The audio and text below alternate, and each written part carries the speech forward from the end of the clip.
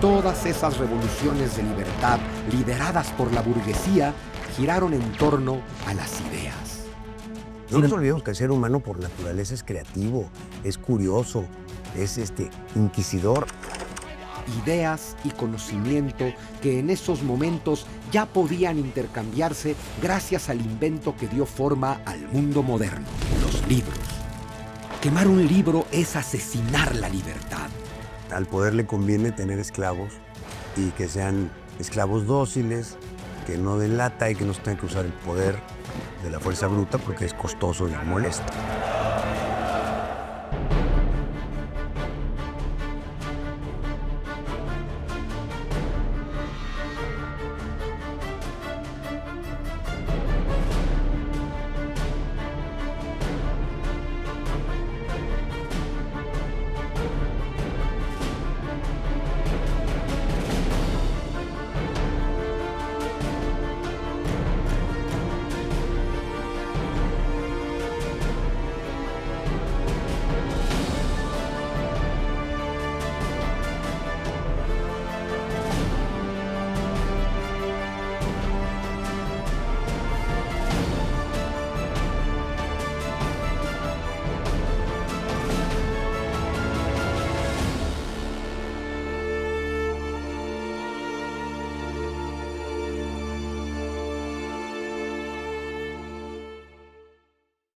¿Cómo puede un dictador manipular a la sociedad?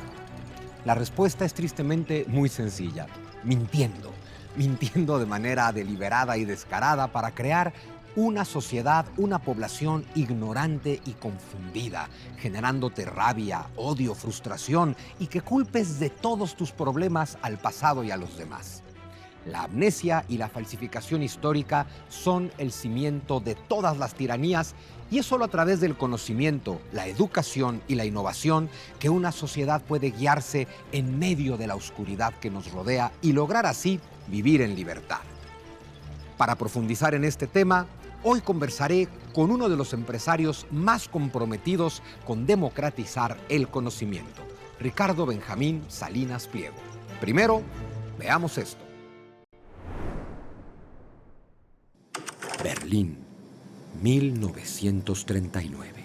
Quemar un libro es asesinar la libertad, es prender fuego al autor y a sus ideas. Toda forma de evitar que los individuos tengan acceso al conocimiento es la principal evidencia de un régimen que busca poner una venda en tus ojos. Esto ha sido una constante en los regímenes autoritarios, desde la Alemania nazi hasta el comunismo de Stalin, de Mao, de Pol Pot y el socialismo latinoamericano de Cuba, Nicaragua y Venezuela. Todos estos regímenes han querido controlar a sus poblaciones con una ideología aplastante. Para ellos, las ideologías unifican, pero en realidad te arrebatan tu libertad. Solo la pluralidad de ideas y la verdad nos puede unir y empoderar. En ese sentido, nunca ha existido mayor potencial de libertad que en nuestro tiempo, cuando toda la información del mundo está al alcance. Paradójicamente, la libertad nunca ha estado tan amenazada ahora que la capacidad de desinformación es mayor que en cualquier otro momento de la historia. Miente, miente, miente que algo quedará. Ese cimiento de la propaganda de Joseph Goebbels, máximo ideólogo nazi, es la realidad cotidiana del siglo XXI y la estrategia fundamental de los grupos de izquierda que, paradójicamente, se ubican a sí mismos en el extremo contrario al de los nazis, aunque sus métodos sean tan parecidos. La historia de cada tiranía y la estrategia de cada tirano ha sido mentirte para que entregues voluntariamente tu libertad. Decía Sócrates que no hay mayor bien que el conocimiento. Decía, el único bien es el conocimiento y el único mal es la ignorancia. Decía Epicteto, el esclavo Epicteto, que solo el hombre culto podía ser libre. Decían los ilustrados que solo el conocimiento y la ilustración nos iba a llevar al progreso y a la razón. Y parece, Ricardo Salinas Pliego, que vivimos en un mundo donde se promueve la ignorancia. ¿Qué tal? Porque la verdad te hace libre y la ignorancia te hace esclava. Entonces, ¿tú crees que todo viene por ahí? Al poder le conviene tener esclavos y que sean esclavos dóciles, que no den lata y que no se tenga que usar el poder de la fuerza bruta porque es costoso y molesto. Pero eso Entonces, cuando tú concedes por ignorancia, concedes la libertad, pues ya está la esclavitud lograda. Bueno, además es bien importante el poder, solo según yo, el poder solo se puede ejercer de dos formas, ¿no? El dominio burdo, que es el de tengo fuerza, te obligo, te someto Mucho por más la... costoso, De complicado. hecho, es insustentable, ¿no? O sea, el tema de someter con un ejército a toda la población todo el tiempo es imposible. Es difícil. En cambio, meterse en su mente Claro. y dominarlos ahí, y luego los dejas y ya se autodominan solos, ¿no? Exactamente, el control de la mentalidad cultural. Incluso es bien interesante hoy el régimen de Corea del Norte, que uno se podría imaginar Corea del Norte como un lugar triste, sombrío, todos sometidos con el ejército. Y Corea del Norte es como si fuera un show musical todos los días. O sea, les hacen musicales a diario, los militares tocan y bailan. Eso es lo que vemos nosotros de la propaganda. ¿Quién sabe cómo sea la vida de diario ahí? Bueno, no, por supuesto, ¿no? Pero lo que voy es que es un régimen, el propio régimen coreano comprendió, los puedo someter todo el tiempo con la violencia o los puedo llenar de espectáculos. Y eso es más barato y es más fácil, ¿no? Pero bueno, mi inquietud en realidad es, según yo, todavía en el siglo XIX y XX, aunque el poder siempre ha buscado someter y obviamente hay que arrebatarte tu libertad, según yo los estados nacionales del siglo XIX y XX todavía entendían la educación como una inversión. Claro, porque están viendo al Estado como una fábrica donde todos los ciudadanos son sus trabajadores, pero de alguna forma todavía se entendía, vale la pena que la ciudadanía esté educada porque son más productivos y al final si el Estado es más, si el ciudadano es más productivo, la sociedad produce más y el Estado se queda más. Es decir, todavía entendían que les valía la pena la educación. Bueno, lo que pasa es que el Estado educa para sus propósitos. Por ejemplo, el fundador de la escuela moderna pues, es el canciller Bismarck, Sí. a fines del 800 en Alemania, ¿no? Y su propósito era una fábrica de militares, porque es lo que necesitaba el imperio alemán, que todos los ciudadanos fueran disciplinados, ordenados, igualitarios, para que puedan usarlos como carne de calle. Lo curioso de ese sistema, ¿no? Del famosísimo sistema educativo prusiano, que de pronto la gente pues dice, ay, ¿eso qué es? En México es bien fácil saber cómo era ese sistema. Es el que tenemos. Exacto. O sea, donde el Estado determina de qué edad a qué edad te educas, qué contenido educativo hay en cada año, cómo se te va a evaluar y quién es el tonto y quién es el listo. Y pasas lista y te mides y te formas y haces desfiles y saludas a la bandera y todo eso. Es un Te militarismo. acostumbran a todo eso, ¿no? De que de pronto pues, ahí estás como niño los lunes en la mañana, con honores a la Y luego, bandera. ¿por qué no le gusta a los jóvenes ir a la escuela? Pues porque no está divertido eso. Bueno, además, Es mata creatividad completamente. sí, es que... No nos olvidemos que el ser humano por naturaleza es creativo, es curioso, es inquisidor. Somos changos del metido. Sí. Y entonces a los changos es muy difícil sentarlos en una silla y en filita y ordenados y que no hagan ruido He y dicho desmadre. que es un sistema que te da las respuestas antes de que te hagas las preguntas. Y eso de pronto es muy grave porque a mí me ha tocado dar pláticas con niños, se me trata niños de 8 o 9 años, ¿no? Que de pronto levantan la mano y empiezan a preguntar. Yo me encontré con algo fascinante. Los niños preguntando. Yo empezaba a contestarle al niño, que obviamente no estaba poniendo atención, y yo iba a la mitad de mi respuesta cuando ya me estaba haciendo otra pregunta. Y fue cuando descubrí, claro, es que a estos niños les vale madre mi respuesta. Están encantados con su capacidad de preguntar. Lo que yo les diga es irrelevante, están descubriendo que pueden preguntar, están descubriendo su curiosidad. Qué bonito. ¿Eh? Claro, pero el sistema educativo te da las respuestas antes de que te hagas las preguntas. Pues sí. Y a los maestros no les interesa nada el que los niños aprendan. Lo que quieren es ya librarse de la clase, cobrar su hora y largarse a otra cosa. Por supuesto. Pero a ver, el tema de la educación, que bueno, ya te pediré que nos platiques además de, pues, de tus proyectos educativos, por qué está la Universidad de la Libertad, porque de pronto recordar que antes del sistema educativo prusiano no existe un sistema educativo. Y no existe porque para repetir el pasado no tienes que ir a la escuela, ¿no? Son estas sociedades preindustriales donde pues, tu papá es orfebre, tú vas a ser orfebre, tu papá es platero, tú vas a ser platero, tu papá es campesino, tú vas a ser campesino. Que esta idea de la vocación y decidir a qué te vas a dedicar y qué vas a estudiar es algo muy de las guerras mundiales para acá. Antes era repetir la tradición. Y ahora ya con la revolución industrial y este surgimiento del sistema, del primer capitalismo industrial del siglo XIX, lo que enseñaba Bismarck era, bueno, todo el sistema educativo prusiano. Lo primero, callar y obedecer. ¿Qué tal? ¿Qué tal que lo primero que aprendes en la escuela es callar y obedecer? Pero que es fácil porque en casi todas las familias también es lo primero que aprenden los niños, a callar y obedecer. Así nos mandó una carta Carlos III, ¿no? El súbdito nació para que... Sí, yo ya he notado que tienes tus temas con Carlos III, pero que efectivamente fue el rey que dijo el súbdito nació para callar y obedecer. Pero está canijo, porque ¿qué crees? Estamos en un mundo de la conectividad absoluta, de las pantallas conectadas, de las redes sociales, y no nos están callando. Ni estamos obedeciendo ni cerca. Bueno, no todos, pero sí hay gente muy obediente en este país. No te creas, sobre todo en los jóvenes siempre hay una inconformidad natural, y yo creo que pues es comprensible, porque los jóvenes que no pueden salir de fiesta, que no pueden salir de viaje por el país, que están en miedo constante que lo vayan a asesinar, pues eso no está padre. Ellos están coartados de su libertad, ¿no? ¿Y tú crees que sí relacionen que todo eso tiene que ver con el gobierno que tenemos? Porque me he dado cuenta que en México la gente no relaciona causa y efecto. Es decir, llevamos 30 años casa en un pueblo, llevamos 30 años Puede ser jodidos. que no se den cuenta, pero es nuestra chamba hacérselo saber que de por ahí va la cosa. ¿no? Eso es lo que tenemos que hacer. Después de callar y obedecer, el sistema educativo prusiano te enseñaba historia. Pero claro, las versiones ideologizadas de la historia nacionalistas. Claro, con la narrativa que conviene para tenerte dominado. Exacto, donde resulta que a cada pueblo le enseñan que tu pueblo es más chingón que todos los demás. Claro, Lo cual solo te puede llevar a la guerra. obvio. Y sin embargo estamos en los albores de la revolución industrial, que al final todo tiene que ver con esta clase social que hemos mencionado, ¿no? La burguesía. Sí. Es la primera vez en la historia que una clase social se sale de la tradición. Que eso es lo fascinante de la burguesía. Estábamos destinados a repetir el pasado, ¿no? Siempre tenemos lo mismo. En la pirámide social tenemos al rey, tenemos a los sacerdotes, tenemos a los guerreros, tenemos al comerciante, al artesano, al campesino. Y el burgués rompe la estructura. Sí, los siervos, ¿verdad?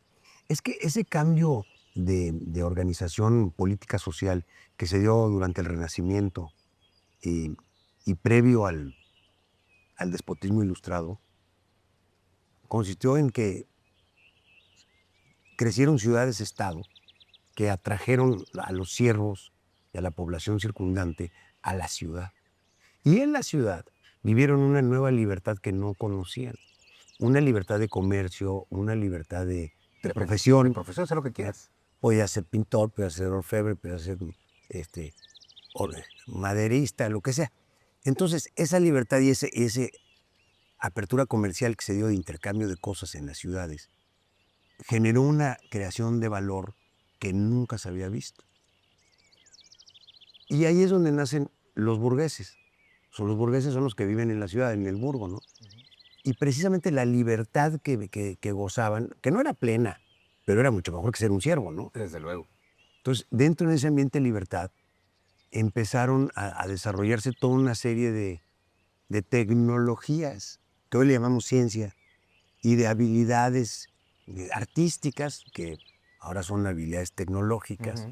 Y eso, a su vez, detonó un crecimiento del conocimiento y la capacidad de producir el entorno, de transformar el entorno. Fíjate, a nivel artístico, creo que nos puede ayudar a comprender por qué se da esta revolución. A nivel artístico es bien interesante cómo justo el Renacimiento es el nacimiento del arte del individuo. Claro. Hay una cosa fascinante. En la Edad Media, los artistas no firmaban sus obras. ¿Qué tal? No existía el concepto de firmar la obra. ¿Qué tal? Porque existía el concepto de te inspiró el Espíritu Santo, entonces la obra no es tuya, es de Dios, que al final es un pensamiento colectivista, es para todos, tenía sus cosas muy lindas, por supuesto, pero de pronto tú imagínate en el Renacimiento a un Miguel Ángel que de pronto termina la escultura y dice, lo hice yo. Oye, pero te inspiró el Espíritu Santo, sí, pero me inspiró a mí, no a ti, no a él, me inspiró a mí que sé manejar el cincel de pura casualidad. Sí. Y por ahí hay un hombre, por ejemplo, llaman mi padre de la música, Josquin Desprez, un músico flamenco, que es el primero que se atreve a firmar una partitura y decir, esto lo hice yo. Entonces estamos viendo el nacimiento de un pensamiento individual de esto lo hice yo, esto es mi creatividad, esto lo hice yo, este es mi trabajo. Y en el ámbito del arte algo muy importante, y yo quiero que mi trabajo artístico me dé dinero y bienestar a mí, Claro. porque yo soy el creador. Que, por cierto, esa creatividad artística solamente se puede dar en una sociedad donde hay un gran excedente de producción, donde ya hay una civilización que ya permitió la división del trabajo y generar excedentes. Porque todos los intelectuales y los artistas y poetas solamente se dan donde hay un excedente económico. Porque si no tienes que estar buscando qué comer. Claro, se pueden dedicar a la creación artística e intelectual. Está el patronazgo, digamos, de los de los Medici, de los florentinos. Sí, los esfuerzos a los Medici y todas esas familias, que además ves el auge del retrato, es fascinante. La pintura, pues, en la Edad Media era temas religiosos, fundamentalmente temas bíblicos o temas griegos, o temas bíblicos en paisajes griegos, ¿no? Pero todo gira en torno a santos, a la iglesia. Bien interesante, el arte tiene contenido religioso porque lo patrocina la iglesia. Claro. Y en el Renacimiento el arte lo patrocinan los mecenas, individuos enriquecidos que le dicen al pintor, claro, ya no quiero una escena bíblica, píntame a mí. Sí. Estamos viendo el nacimiento del sentimiento individual, que nació, a ver, hablamos de una civilización humana que existe desde el antiguo Egipto, ¿no? 3000 antes de Cristo. Ujú. Y apenas en el torno al año 1500 están haciendo en esta humanidad la idea del individuo. O sea, hemos sido colectivistas prácticamente toda nuestra historia. Claro, pues ahí está. El libro es tan bueno de Mario Vargas Llosa, que es El llamado de la tribu, ¿no? Y donde hace un compendio de toda la literatura política económica a través de la historia. Y claro, estamos entre el individualismo y el colectivismo, y a eso le llama el llamado de la tribu. Es retraerte a lo tuyo, a la seguridad de tu tribu, y donde necesariamente tu libertad ya quedó sujeta al jefe de la tribu. Bueno, es que hasta antes, es bien interesante, ¿no? Hasta antes de la Revolución Industrial, la gente no se preguntaba, ¿qué voy a estudiar? ¿Cuál es mi vocación? ¿A qué me voy a dedicar? Eso está determinado por el destino. Claro. Por primera vez en la historia puedes decir, tal vez quiero hacer algo que nunca nadie ha hecho antes. Sí. Y ahí viene la gran aportación de la burguesía, la innovación. Algo que es bien importante es platicarlo y platicarlo y platicarlo. La burguesía no le quita riqueza a nadie, la burguesía crea riqueza donde no la hay. Así es.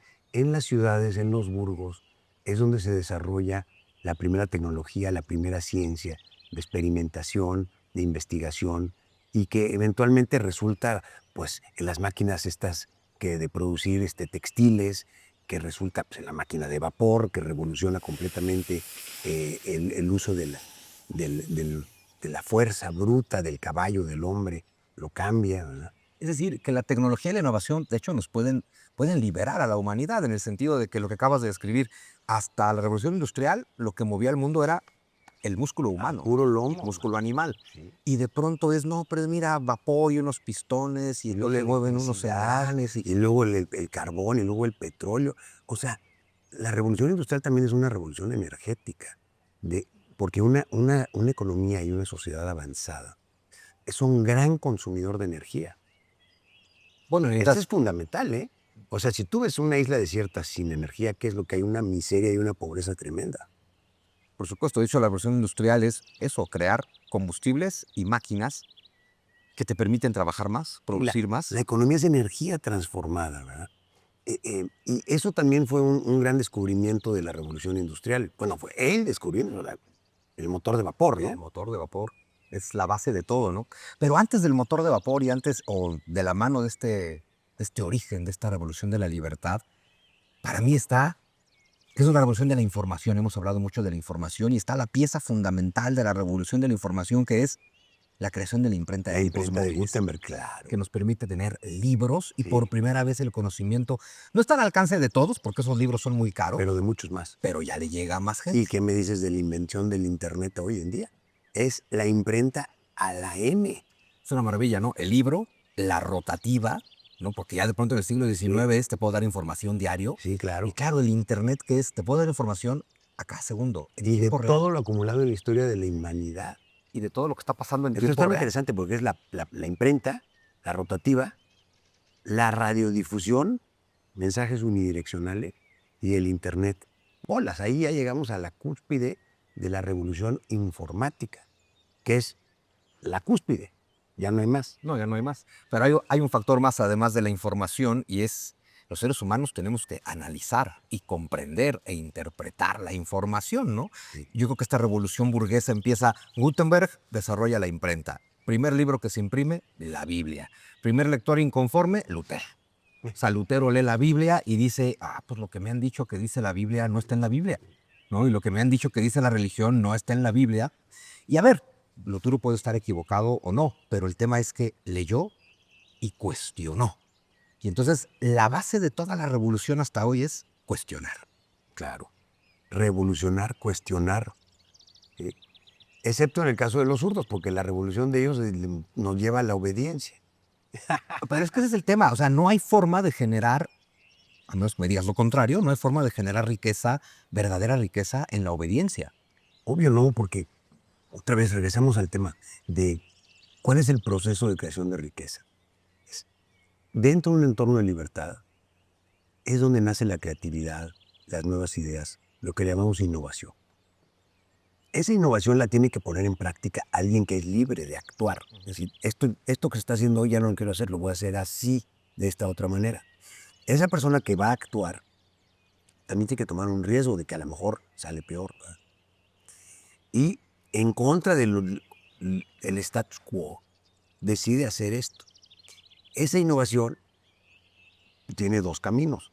O no funciona y perdió su tiempo y su dinero y a lo mejor hasta su vida, o sí funciona y le va bien y le va mejor que a los demás. Y entonces, como esta persona ya le está yendo mejor que a los demás, los humanos changos copiones decimos, bueno, pero si a él le fue bien, pues yo también. Entonces empezamos a hacer todos lo mismo, igual, mejor. Y así se genera el círculo virtuoso de innovación, competencia y prosperidad. Pero son hijos de la libertad todos estos efectos. Si no hay libertad, no se podría haber dado nada. Y lo hemos mencionado, lo has mencionado muchas veces, somos un ser profundamente creativo. Súper, está en nuestra esencia crear cosas. Es lo normal. O sea, a ver, nosotros como mexicanos siempre hablamos, ¿no?, del ingenio del mexicano para darle la vuelta a las cosas. Oye, ese ingenio es de todo el mundo. No es único de los mexicanos, es de todos. Sí, de hecho, lo que es curioso es que cuando contamos eso del ingenio mexicano, a veces me parece que es para enorgullecernos de que usamos nuestro ingenio para hacer trampa y hacer las cosas mal. Sí, porque una cosa que sí es cierto, los mexicanos siempre hemos estado atados por regulaciones, por leyes, por creencias, por cosas que nos impiden la iniciativa y la creatividad. Entonces, como nuestra naturaleza de humanos es sacarle la vuelta, pues nos da gusto y nos alegramos cuando le damos la vuelta a esos obstáculos, para bien y para mal, porque hay leyes que son buenas y que debíamos respetar, pero hay tantas leyes y regulaciones malas que ya por default los mexicanos se van a dar la vuelta a la ley. Bueno, es que tendríamos que tener la menor cantidad de leyes posibles, ¿no? Bueno, pues es que es obvio, ¿verdad? Es ridículo que haya páginas y páginas de leyes y que los gobiernícolas digan, con la cara dura, ¿sí?, es que es obligación de todos respetar la ley. ¿Cuál? ¿La de ayer? ¿La de mañana? ¿La de anteayer? ¿En qué tema? Pues si todo está regulado. Bueno, hay una legislado. teoría que dice que la ley es resultado del acuerdo de los ciudadanos. No. Pero no, ¿verdad? Por eso, la buena ley, la ley común, la buena ley, es sencilla, es fácil de explicar y son principios muy básicos. Y todo lo demás está permitido. Sí, cuando hay que darle demasiadas vueltas a la ley es porque algo está muy torcido ahí. No, pues es que, claro, si tienes una bola de diputados y senadores y su labor es legislar, puta, pues hay 500 cabrones es que no tienen nada que pensar más que hacer más leyes. El 30 de enero de 1649, los hombres libres de Inglaterra le cortaron la cabeza a su rey. El rey Carlos I llevaba más de 20 años en el trono, gobernando con poder absoluto un reino en bancarrota. Desesperado, el monarca comenzó a imponer préstamos forzosos, nuevos impuestos y finalmente a arrestar a los que se negaban a prestarle dinero. Sí, el rey se dedicó a secuestrar a sus súbditos. La corte lo declaró fuera de la ley y como buen autoritario, el rey suspendió la corte. Y cuando el parlamento quiso detenerlo, ordenó la disolución del parlamento. Cuando los comerciantes y empresarios quisieron dialogar, les mandó a las tropas. Cuando lo llamaron a juicio, dijo que por su autoridad divina ningún hombre podía juzgarlo. Tras una guerra civil, Carlos I fue capturado, declarado traidor y condenado a muerte. Ese 30 de enero, su cabeza fue separada de su cuerpo con un solo golpe de hacha. Nunca había ocurrido algo de esa magnitud. Un regicidio tras un proceso formal ordenado por los representantes del pueblo. En enero de 1793, otra cabeza real fue presentada ante la multitud, la del francés Luis XVI, decapitado también por orden de una asamblea de representantes del pueblo tras ser juzgado de acuerdo a una constitución. Las colonias británicas, que terminaron por convertirse en los Estados Unidos, tuvieron un proceso similar. Ellos no le cortaron la cabeza al rey porque estaba al otro lado del océano, pero se separaron de la cabeza del Imperio Británico. Todas esas revoluciones de libertad lideradas por la burguesía giraron en torno a las ideas. Han sido revoluciones del conocimiento. Ideas y conocimiento que en esos momentos ya podían intercambiarse gracias al invento que dio forma al mundo moderno, los libros. Libros, autores y conocimiento son la base fundamental de todas las revoluciones de la libertad. Francis Bacon y John Locke, detrás de la inglesa, los filósofos de la Ilustración detrás de la francesa y la americana. Ideas para cuestionar el pasado y los abusos de la autoridad. Ideas para ser libres. Bueno, volviendo a la burguesía y su innovación, entonces empieza con los libros, pero nosotros tenemos que interpretar, nosotros tenemos que analizar y nosotros tenemos que cuestionar. Porque después de la imprenta y después de la Biblia de Gutenberg, pues aparece por ahí otro gran preguntón, ¿no? Nicolás Copérnico. ¿Qué tal? Que de pronto, oye, durante los últimos 1500 años se ha dicho que el sistema solar es así, y él dice, pues yo digo que no. Pero lo más interesante es, no es que yo opine que no es que mi dogma diga que no, es que yo me asomé con un telescopio, no, Copérnico todavía no, yo hice cálculos astronómicos y este es el resultado. Claro. Y luego otro gran preguntón como Galileo, que él dice, bueno, y miren, yo construí un telescopio Y ya lo vi. con mi innovación y me asomé al cielo y Copérnico tiene razón. Y entonces, claro, por primera vez en la historia la burguesía genera un conocimiento que no está basado en el dogma, ni en la doctrina, ni en la imposición, sino esto es comprobable. Estos son hechos comprobables. Ahí es donde la religión, que ha jugado un papel fundamental, importante en cuanto a la moralidad, de lo que está bien y lo que está mal, se extralimitó y entonces decidió que iba a interpretar las reglas del universo y de la ciencia conforme a unos textos. Pues no. Claro que el planteamiento original tendría que haber sido lo que dices, ¿no? Yo como religión rijo la vida ética moral de las personas y me da igual cómo comenzó el universo y me da igual si la Tierra es redonda. Claro, porque imagínate el señor, ese obispo inglés que dijo que en la vida Adán y Eva habían nacido hace 6000 años, ¿no? Y y alguien más que dijo que la Tierra, porque aquí estábamos los hombres, era el centro del universo. Pues no, ¿verdad? De hecho, ese era un obispo irlandés, el obispo Usher, que de hecho Ese. declaró que el mundo había sido creado el 24 de octubre del 4004 a.C. a las 6 de la tarde. Qué maravilla, ¿verdad? A las 6 de la tarde. Pero fíjate qué curioso, maravilla. luego llegó Newton, todo el mundo ubica a Newton como un científico, como el Pues, creador genio. de la óptica, de la termodinámica, y sin embargo Newton creía lo mismo, ¿eh? De hecho, Newton le corrigió la plana al obispo diciéndole, no fue en el 4004, hizo un cálculo donde eran como 100 años más, porque Newton era un hombre, es bien interesante, es un hombre del pasado, en el sentido de que es profundamente religioso, y se dedicó toda su vida a leer las escrituras, pero al mismo tiempo es un hombre del futuro, porque las escrituras no lo limitaron y entonces descubre las leyes de la ciencia, de la termodinámica, de la gravedad, la entropía. Claro. Pero eso es porque no estuvo de acuerdo. Pero es que, fíjate, el paradigma es, la religión es tan potente que pretende regir todo tipo de actividad humana. Pues es que para eso no es, ¿no? Hay que saber como todas las herramientas para qué sirven y para qué no sirven. Sí, la religión es un compás que te da moralidad, te da ética, te da un concepto del bien y el mal, pero no tiene nada que ver con la tecnología y cómo la uses o con con el arte o cómo lo veas. O sea,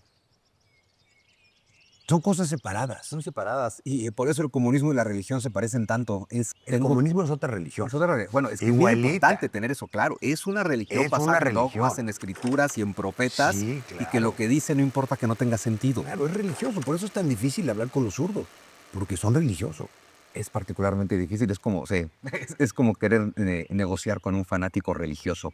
Y después de Copérnico, de Galileo, de Newton, bueno, viene toda esta revolución científica. Todo lo que somos hoy solo debemos a esta revolución científica, pero volvemos al tema de no estar de acuerdo.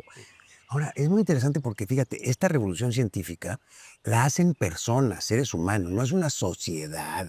Sí, son individuos. Son personas. Todo descubrimiento tiene nombre y apellido, causa. Ha habido descubrimientos simultáneos, sí, y ha habido gente que se quedó sin el crédito, sí, pero cada uno fue hecho por una persona actuando, eh, buscando una nueva forma, una nueva explicación, una nueva aplicación de la tecnología, y es resultado del esfuerzo individual. Y de una búsqueda de la verdad comprobable, de Claro. lógica racional. El método científico no es más que tener una hipótesis, hacer experimentos y confirmar si la hipótesis es válida. Si no, volver a empezar. Sí. Cosa que los zurdos pues, se les olvida por completo. Por eso no puede haber un socialismo científico, porque son unos imbéciles dogmáticos, ¿verdad? ¿Sabes qué? No, en la ciencia y el socialismo están completamente enemistados. Completamente enemistados. Hace poco estaba leyendo un libro, a ver, me quedé pasmado, sobre la teoría del Big Bang.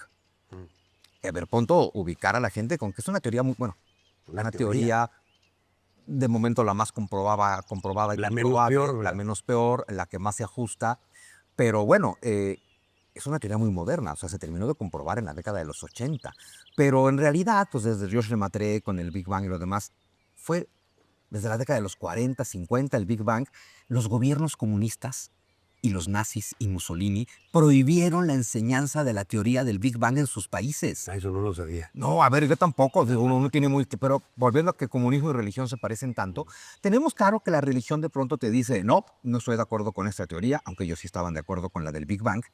Pero claro, es que la teoría del Big Bang se contraponía contra lo que se pensaba en ese momento, que era el universo existe desde siempre.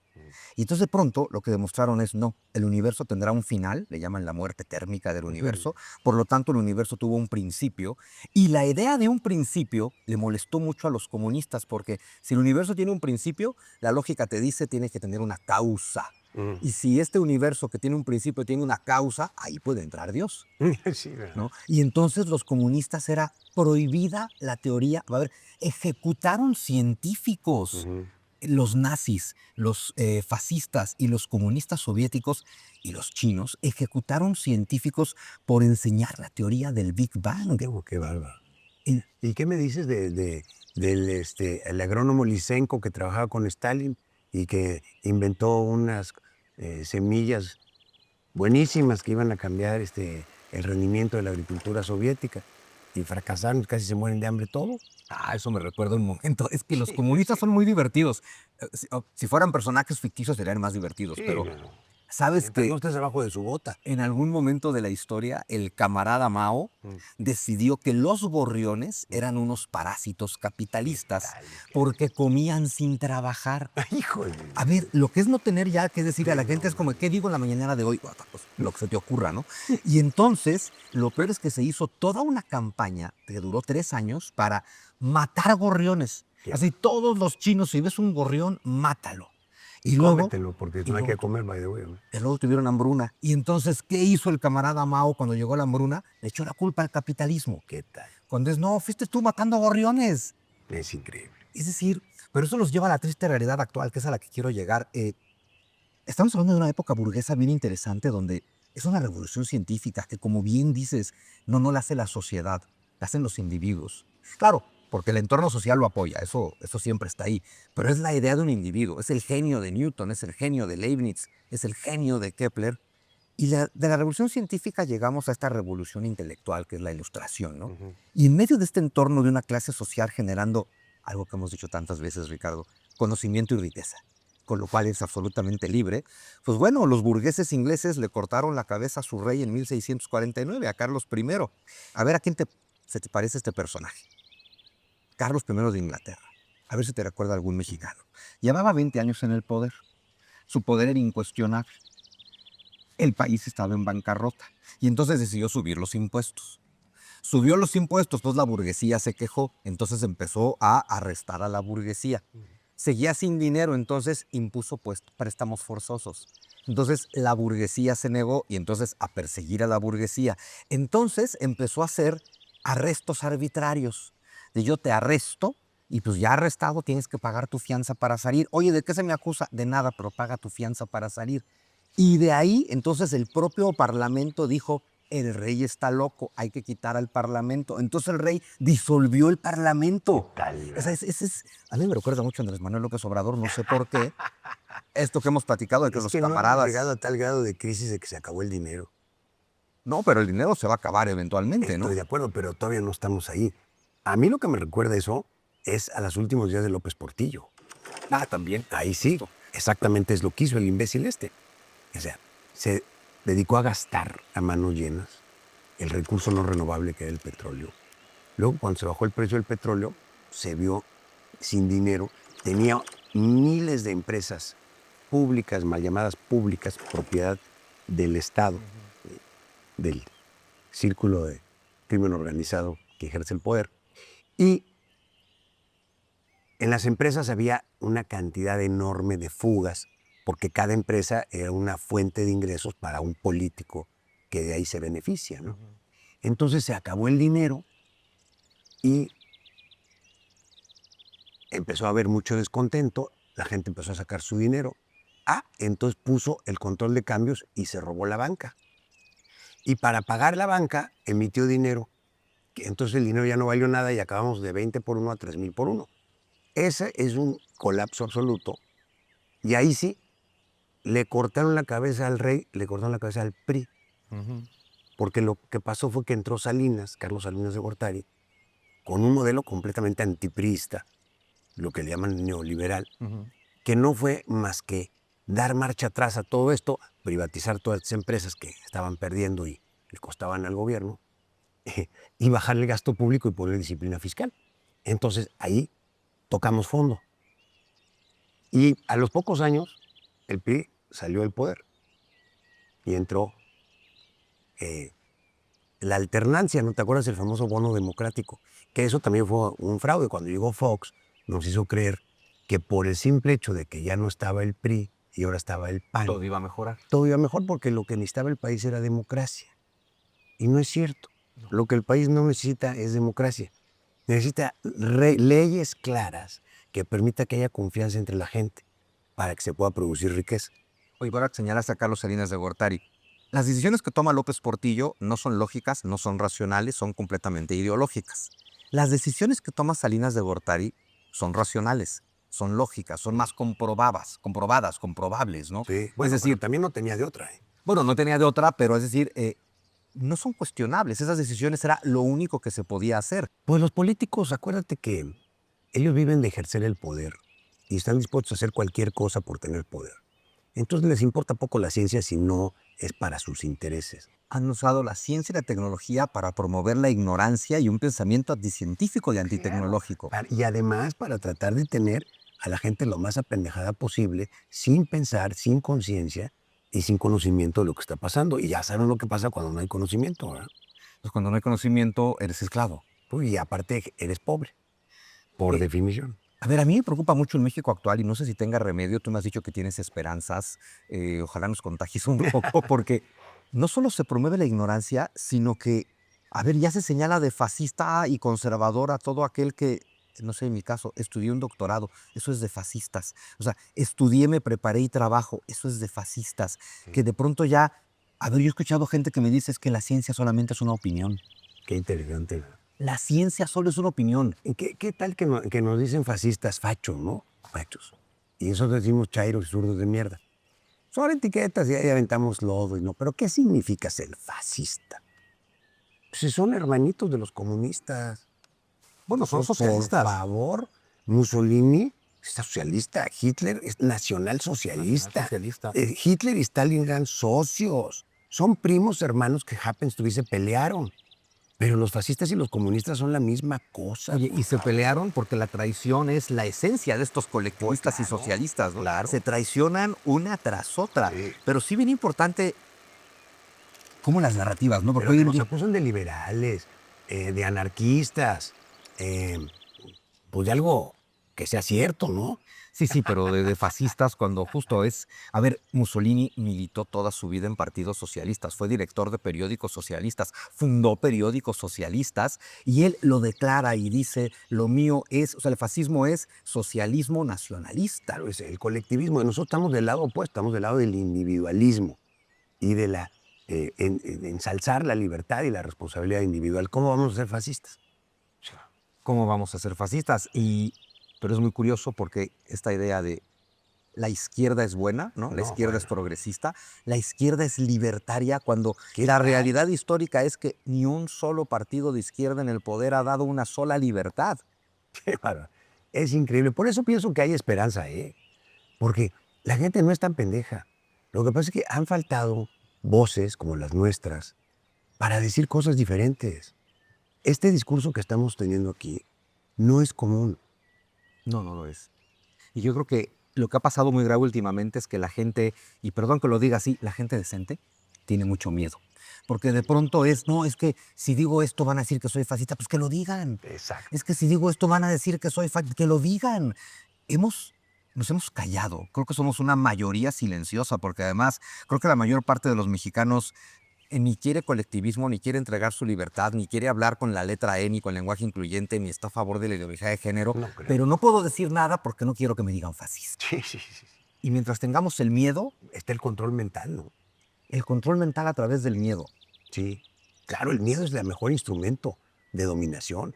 Y sin Lo embargo, usan todos los dictadores invariablemente, el miedo, para que venga un líder fuerte, autoritario y ponga orden. y porque el miedo elimina las capacidades críticas de la población. Claro. Con miedo no hay pensamiento Claro, crítico. te congelas o sales corriendo, pero ¿qué pensar? Ni que nada, no hay nada que pensar. Y el pensamiento crítico es otra de La las... media la dispara rapidísimo. Claro, pero sin pensamiento crítico tampoco somos libres, ¿no?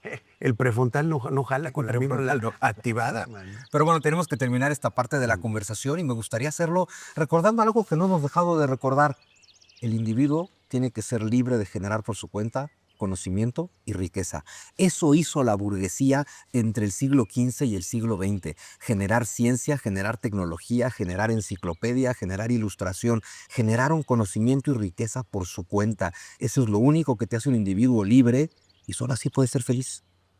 Al final se trata de ser feliz más que de ser rico, pienso yo. Por supuesto, porque, claro, me decías el otro día, o platicamos, no recuerdo, pero decíamos, ¿eres feliz? Pues, ¿qué pregunta? Es que la felicidad es un instante, es una situación. Es la lucha constante por lograr algo, lo que te da una sensación de satisfacción, ergo de felicidad. Es decir, es una búsqueda Es un proceso, ¿verdad? y es tener sueños. Sí, pero ¿cómo vas a entrar en ese proceso si estás esclavizado, si estás encadenado y si estás con el cerebro lavado por los zurdos? Todo se puede. Pues con esa reflexión creo que vale la pena que nos quedemos. ¿Cómo vas a ser libres si los zurdos te han lavado el cerebro? ¿Cómo? Ricardo Salinas, muchísimas gracias. Gracias. Los últimos 500 años de la historia humana han sido más revolucionarios que los 10.000 anteriores. El paso del siglo XV al XVI es quizás la frontera más importante de la historia, cuando abandonamos eso a lo que llamamos antigüedad y nos aventuramos en algo completamente nuevo, el mundo moderno. El primer momento de la historia en el que cada ser humano fue libre de desarrollar su individualidad y buscar y alcanzar la plenitud. Una serie de eventos despertaron a una Europa que vivía dormida. La epidemia de peste negra, la caída de Constantinopla y la llegada a América. Pero la revolución más importante de la libertad estuvo en manos de la burguesía y fue el desarrollo de la imprenta y la invención del libro. A partir de ese momento, la libertad siempre ha ido de la mano del conocimiento. Hoy, al igual que hace 2000 años, no es libre el que no es dueño de sí mismo, sin importar cuántas opciones superficiales le presente la vida. Como siempre ha sido, libre es el guerrero que conquista su libertad. Y ese hombre libre es, ante todo, dueño de su mente, de sus emociones, pasiones y sentimientos, y por encima de todo, de sus ideas y sus pensamientos. Si cada mañana alguien te dice, qué pensar, qué decir, qué hacer, a quién odiar y a qué cosa temer. Ese alguien es tu amo y Señor. Y desde luego, tú no eres libre.